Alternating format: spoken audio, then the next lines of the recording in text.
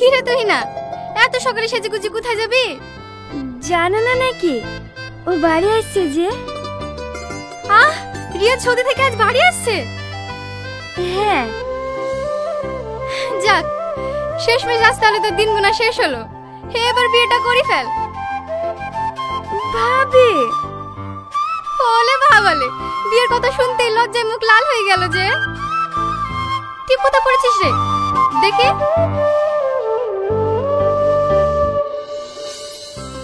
আজ তোকে খুব সুন্দর লাগছে, দেখবি তোর দিক থেকে রিয়াজ চোখ সরাতেই পারবে না।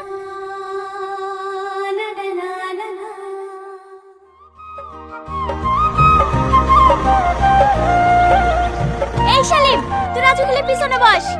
বৌমা, তুমি ভাই গেলে সামনে বসো। কোথায় গেছো বোন? এই দেখো ভাই, বাবু আজকে বাড়ি এসে। একটু সরে চলো ভাবি। তুই কোথায় যাবি? এয়ারপোর্টে। জায়গা হবে নাকি? সামনে আরো লোক উঠবে, দেখি সর। ছোট লোক কোথাকার।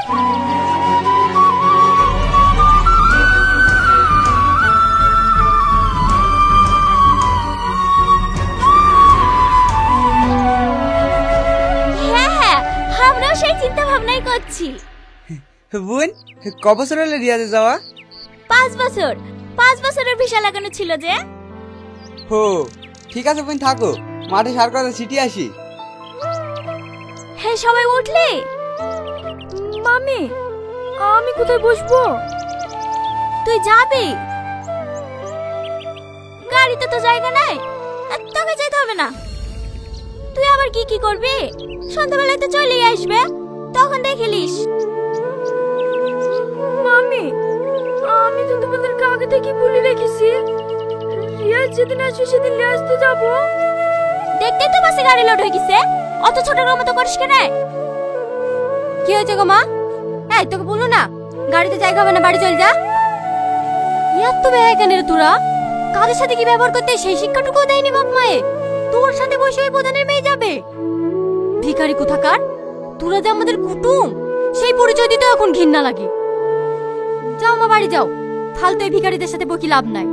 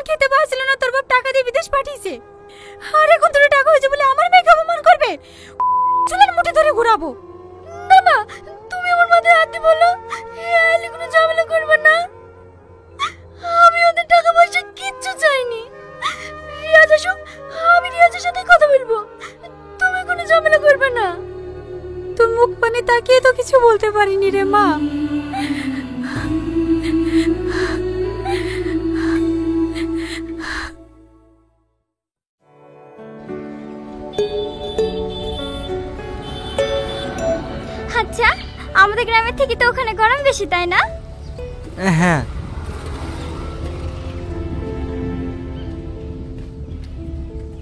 কি হয়েছে রে তোর? কারোর সাথে ঠিক মতো কথা বলছিনি। গাড়ি তোটার পর থেকে দেখছি মন খারাপ করে বসে আছি। কি হতো ভাবছি? কিছু না। কি হয়েছে বল। ভাবি, তুই না আসলো না কেন? ওর কথা মুখে নিয়ে আসিসনি। ও আর আগের মতো আছে নাকি? 4-5টা ছেলের সাথে প্রেম করা, তাদের গেলে সিনেমা দেখতে যাওয়া। ছি, সেদিন কি হয়েছিল জানিস? কি? একটা ছেলের সাথে বাইকে করে ঘুরছিল। মার দিকে খারাপ লাগবে না? ছোটবেলা থেকে তোর সাথে বিয়ের কথা হয়ে আছে, এই কথা তুই না আমাকে বলতে গেছে। আর তুই মা বিড়িতে মুখে যা আসলো তাই বললো। সেই থেকে তো মাও ওদের সাথে ঠিক মতো কথা বলে না। এসব তুমি কি বলছো ভাবি? হ্যাঁ, তুই বাড়ি চ, সব জানতে পারবি। ওসব কথা বাদ দেন। এতদিন পর দেশে ফিরলেন, কেমন লাগছে তাই বলেন। ভালো।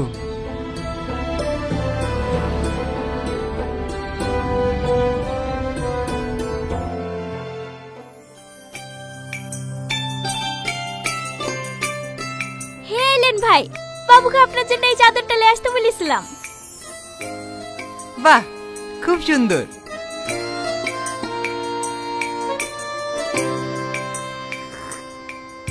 ভাবছি বুড়ির সাথে বিয়েটা দেওয়ার পরে রিয়াজকে বাজারে একটা দোকান করে দেবো, ব্যবসা করবে। জামাইকে আর বিদেশে পাঠাতে হবে না বই। হ্যাঁ হ্যাঁ, খুব ভালো হবে। আমার আর ইচ্ছা নেই বাবুকে বিদেশে পাঠানোর। বাবু চলে গেলে বাড়ি একেবারে খালি খালি লাগে। ভালো আছো ভাবি? হ্যাঁ, আসি। লজ্জা কিনা কিছু আছে নাকি? এত অপমান করার পরে চলিস। এ লাবণ, বাবু খুব পায়েস খেতে ভালোবাসে তো, তুই না বাবুর লেগে একটু পায়েস রান্না করিস। এসব আবার আসার কি দরকার ছিল? বসো বোন। বাবু নাই নাকি? না, বন্ধুদের সাথে একটু পাড়া পানে গেল। তাহলে আজ উঠি বোন। আর মনে আছে তো, কাল কিন্তু বাড়িতে রান্না হবে না। বাবুকে নিয়ে সকাল সকাল আমার বাড়িতে পৌঁছে যাবেন। হ্যাঁ হ্যাঁ, ঠিক আছে, আবার আসবেন। আরে আসতে হবে, মেয়ে দিছি আপনার বাড়ি, না ডাকলে চলে আসবো। থাকো বৌমা, সকাল সকাল পৌঁছে যেও। ঠিক আছে আঙ্কেল।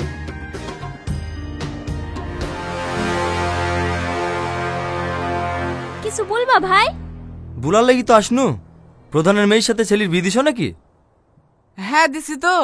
ছেলে মেয়ে দুজন দুজনকে ভালোবাসে, পছন্দ করে। আর তাছাড়া রিয়া চুপি করালিন বাড়ি এসছে, বিয়ে না দেওয়ার কি আছে? রিয়াজ মাইকে ভালোবাসে? এই তুই থাম, বিয়ে তো দিছ, তাহলে রিয়াজের সঙ্গে যে তুই না বিয়ের কথা ছিল সেটার কি হবে? কথা হয়েছিল, বিয়ে তো আর হয়ে যায়নি। এখন বের পেড়িতে বসে কত বি ভেঙে যাচ্ছে, আর কবেকার বাসি কথালি পড়ে আছে। ছি, তোদের গায়ে মানুষের রক্ত বলি কোনো জিনিস নাই রে। তোরা যাই ভেবে গিরগির মতো লং পাল্টাবি আমি কল্পনাও করতে পারিনি। যখন তোরা খেতে পাসেলিনি আমার টাকা দিয়ে আজকে বিদেশে পাঠানো, তখন প্রধান কোথায় ছিল? আমি তোর বেশি টাকা দিয়েছি, আর এখন দুটো টাকা হয়েছে বলি আমরাই পড়াই গেল, তাই না? সবাই তো তখন গ্রামে সবাই বলেছিল টাকা দিয়েছো রেস্টুরেন্টে পড়ে থাও। মানুষের মুখের কথা বিশ্বাস করো না, কারো কথা তো শুনলে না। এবার দেখো। আচ্ছা দাঁড়ান দাঁড়ান দাঁড়ান, আপনাদের সাথে টাকালি ভাইকে বিদেশে পাঠিয়েছি বলি তো জোর দেখাচ্ছেন যে রিয়াজের সঙ্গে তুই নার বিয়ে দিতে হবে? আপনার টাকা আমি এক্ষুনি ফেলে দিছি, তাহলে তো আর জোর দেখাতে পারবেন না। কি হয়েছে গো মা? বাবু তুই এসছি, এটা তোকে বিদেশে পাঠানোর লাগে যে টাকাটা লি শুনো না, সেই টাকাটা লিয়ার লেগে রাত দুপুরে এসে ঝামেলা করছে। সি জামাই সি, আপনাদের কাছে এটা আমি আশা করেছিলাম না। টাকা লাগবে আমাকে বলবেন, আপনার সাথে আমি 1 লাখ টাকা নিয়েছিলাম তো। দাঁড়ান,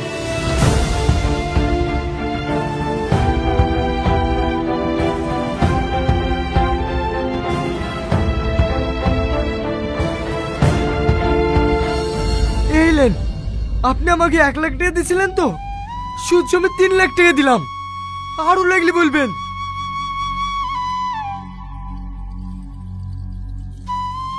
আমাকে ভিক্ষি দিছি? আরে তুই কি ভিক্ষি দিবি আমাকে? আমি তোকে ভিক্ষি দিয়েছি, আর আমার ভিক্ষির টাকা তুই এত বড় হয়েছি। তুই যদি কোটিপতি হয়ে যাস না, তাও তোর ভিক্ষা নেবো না। জমা। আরে হ্যাঁ, তোদেরকে একটা কথা বলছি, কান খুলে শুনে রাখ। তোর ছেলে থেকে বড় লোক বাড়িতে যদি আমার মেয়ের বিনা দিতে পারি, তোর যদি মাথায় করিলে আমি গোটা গ্রাম ঘুরবো। তোর বাড়িতে দাঁড়িয়ে কথা দি কেন? লিখি না।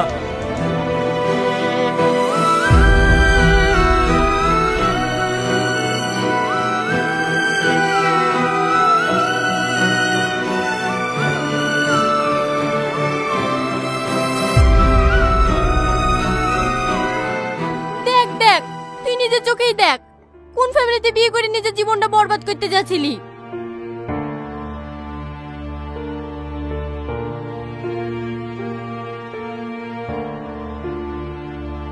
বাবু, বাবু, দরজা খোল বাবু, বাবু। কাজ হয়ে গেছে, এনগেজমেন্টের রিংটা রেডি করো।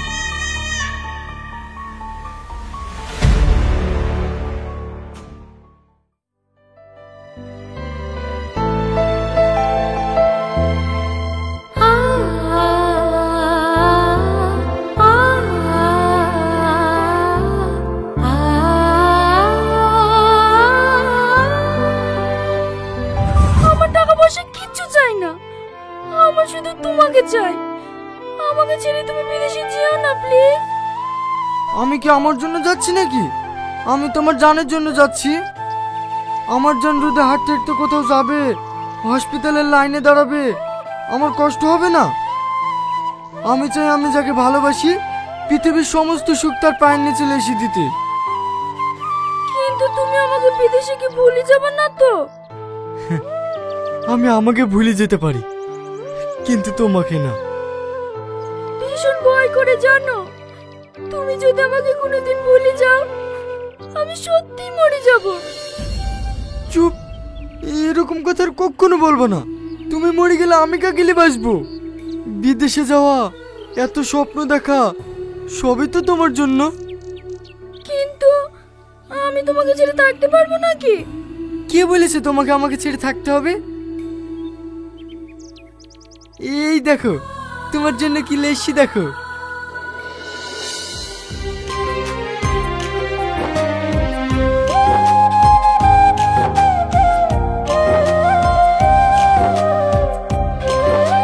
আমি সব সময় তোমার সঙ্গে থাকবো।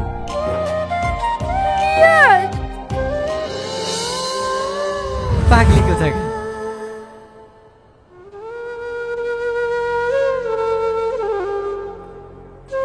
বুড়ি, বুড়ি, আসিমা,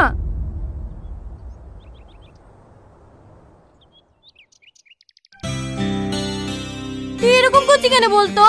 তোর লেগে বাড়ির সব বাড়ির মন খারাপ, কেউ ঠিক মতো খাওয়া দাওয়া করেনি। তুই তো সব নিজের চোখেই দেখেছি ওরা কত খারাপ, তারপরে এরকম করছিস কেন? একটা কথা বলবো ভাবি? হ্যাঁ বল।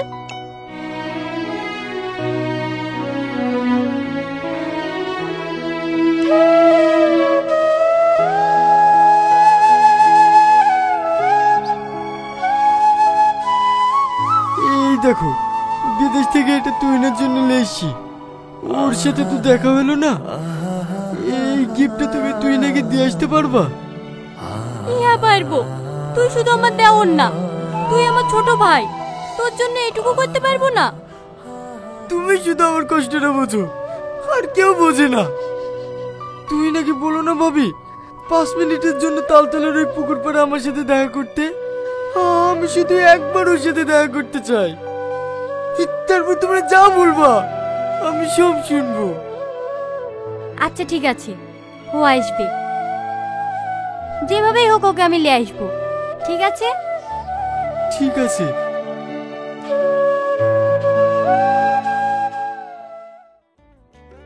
কি করছে ভাই?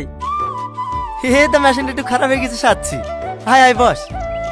কই গো, চেয়ারটা দাও তো। হে খবর বল, ছেলি পারলি? তোমার মেয়ে কি ছেলে পাবো না? ও অত সুন্দর মেয়ে, ছেলে পুলিশে চাকরি করে। হ্যাঁ, তুই পুলিশে চাকরি করে? হ্যাঁ, শারনগর থানার মেজি বাবু। মেজি বাবু দাবি দাবা কেমন করবে? আরে কোনো দাবি দাবা নাই, ওরা তো বলছিল এই সপ্তাহে আশীর্বাদ করতে আসবো। এই দেখো ছেলের ছবি, তোমাদের পছন্দ হলেই ওদেরকে আসতে বলবো। বাহ, খুব সুন্দর। ও গো দেখো। ভালো তো লাগছে, দাঁড়াও আমি পরীক্ষা দেখিলে আসি। আমি ভাবতেই পারিনি যে মেজবাবুর সঙ্গে আমার মেয়ের বিয়ে হবে। আরে তুমি তো কোনো কিছুতে কম না, মায়া পাগলি বলে তোমার মেয়ের সাথে বিদায় নি। ক কোটি টাকা আছে গো ওদের? তোমার রাস্তার করে যে 2 বিঘি জমি আছে ওইটা বিক্রি করলে তো 1 কোটি টাকা হয়ে যাবে। তুমি যদি বলো এর থেকে ভালো দাও তোমার মেয়ে বিয়ে দেবো। না না, এই ছেলেটাই আমাদের খুব পছন্দ। তুমি ওদেরকে ফোন করে আসতে বলো। ঠিক আছে ভাই।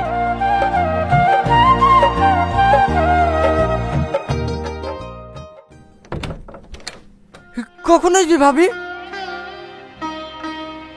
ও আর আসবে না রে।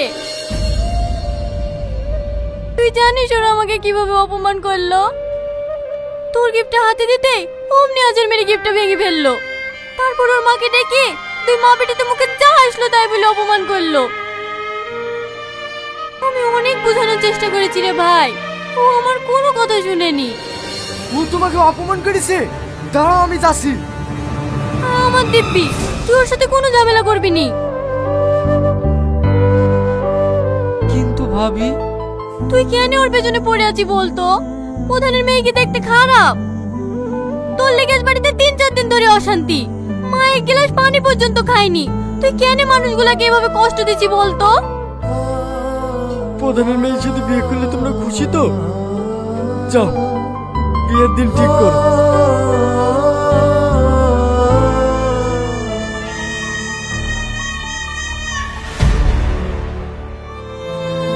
লে পড়িলে চালাইও না।